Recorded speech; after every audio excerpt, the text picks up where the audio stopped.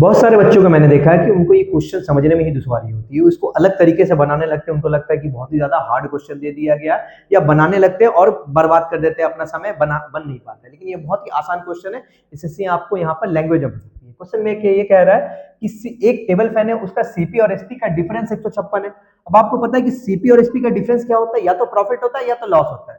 जब SP CP से ज्यादा होता है तब हमको प्रॉफिट होता है, और जब सीपी एसपी से ज्यादा होता है तब हमको क्या होता है, लॉस होता है। तो इन दोनों को हम कह सकते हैं कि डिफरेंस ऑफ सीपी और एसपी है। ठीक है, अब आगे क्वेश्चन में पढ़ते हैं कि सीपीएसपी का डिफरेंस 156 रुपया और 13% का फायदा हुआ है। यानी ये जो सीपीएसपी का डिफरेंस है ना, ये प्रॉफिट का अमाउंट दिया है, जबकि प्रॉफिट परसेंटेज कितना दिया हुआ, 13%। यानी मैं कह सकता हूं कि 13% का वैल्यू कितना दिया हुआ है, 156 रुपया दिया हुआ है। हमसे क्वेश्चन में पूछ क्या रहा है, what is the selling price of the fan, तो फैन को कितने रुपए में वो बेच रहा है। अच्छा देखिए, अगर 13% का वो प्रॉफिट कमा रहा है तो फैन को कितने में बेचेगा, 113% में बेचेगा।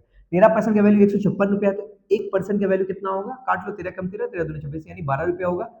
तो 113% यानी एसपी की वैल्यू कितनी होगी, 1% का वैल्यू 12 रुपया, तो 113% का वैल्यू कितना होगा, 113 इंटू 12, इसको आप मल्टीप्लाई करोगे तो कितना होगा, 1356 रुपए होंगे। ये आंसर होगा ऑप्शन नंबर सी। तो इसको अगर आपको कॉन्सेप्ट पता है, अगर आपको लैंग्वेज समझ आ रहा है अच्छे से, तो आराम से इसको आप बना सकते हैं। ऐसी और भी वीडियोस के लिए वीडियो को लाइक करो, चैनल को सब्सक्राइब करें।